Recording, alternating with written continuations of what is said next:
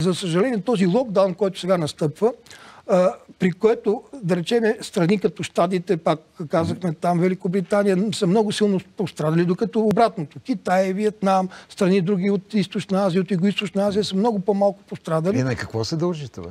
Ами те много добре се справиха с коронавируса. Може би дисциплината им е... Ами вижте, първо съвсем друг модел на справяне с коронавируса.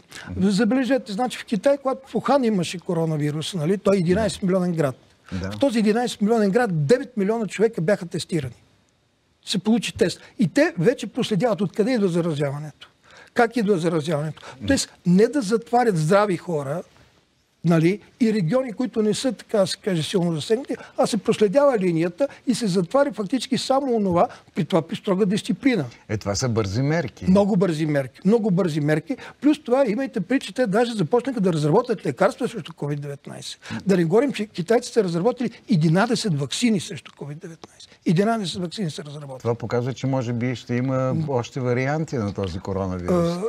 Не, това показва и много сериозна работа. Разбирате, да, те първи се срещнаха, може би, казвам може би, защото и това не е сигурно, дали те са първи срещнати, или защото има сега сведения, че той се е появил много по-рано и днес в Китай и на други места. Професор Стефанов, може би цялата тази история, за която вие говорите за бързото справяне, е и плод на здравната система? Преди всичко. Преди всичко. Значи, това е прекрасна здравна система. Аз за това ви дадох пример. Че те значи не само разработих 11 ваксини, те разработиха лекарства срещу вирус. Разбирате ли? Тоест, аз даже знам такова лекарство, попадна ми в ръцете, да се казва, там съм чел инструкцията. Да не казваме името. Няма да казвам името на лекарство, китайско лекарство, където се казва, че ако се приема това лекарство, ако сте заразен, фактически симптомите след време изчезват. Ако вече сте се разболял, много леко преминава болестта.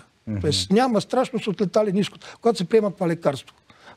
Така че е много сериозна здравна система. Добре, в Китай живота се възстановява, икономиката но те продължават да ходят с маски. Естествено. Разбирате ли, там продължава да се казва тази дисциплина, да се пазят и така нататък. Нищо лошо няма в това отношение. Но живота се възстанови. Ще дам само два примера.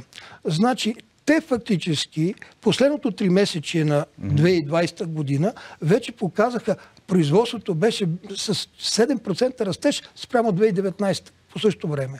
А като цяло БВП за цялата 2020 година нарасна с 2,3%. 2,3% спрямо 2019. А забележете, търговски профицит нарасна с 27%, когато всичките са в локдаун, а се търсеха, нали, продукти свързани, да кажем, с COVID-19, във връзка с дистанционното обучение, различни електроники, фактически Китай стана основният доставчик и забележете, търговски му профицит скочи с 27% за 2020 година. Добре, ние защо обаче не успяхме така да вземем техния пример, да се научим от тях?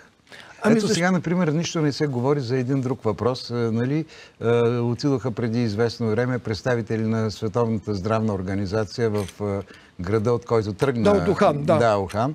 И нищо повече за това. Какво се случва там? Какво се... Ами, нали ви казвам, фактически в Ухан сега пак се появиха там хора заразени, но те се появиха отвън. В самият Ухан беше ликвидирано огнището. Да. Те се появиха отвън и то от чужбина. Но те проследяват, разбирате, те проследяват откъде идва, как идва, що идва и така нататък, за да могат, нали, проследявайки веригата на заразяването, т.е. те търсят не следствието, те търсят причината. Ето това е един много важен момент в, така да се каже, борбата срещу COVID-19. Да се търси причинителя от там, откъдето идва заразата, а не да речеме всичко масово да се слага, нали, под карантина и така нататък. Да, когато е необходимо, когато вече имаме някаква заразена област, нали, и не сме проследили веригата, тогава да. Но когато, да речеме, няма такова нещо, значи, разбирате ли, една умна политика даже по отношение на борбата с COVID-19. Но преди всичко и здравната система, нали ви казвам, значи там се работи сериозно. И не само за ваксина, но повтарям, и за лекарство.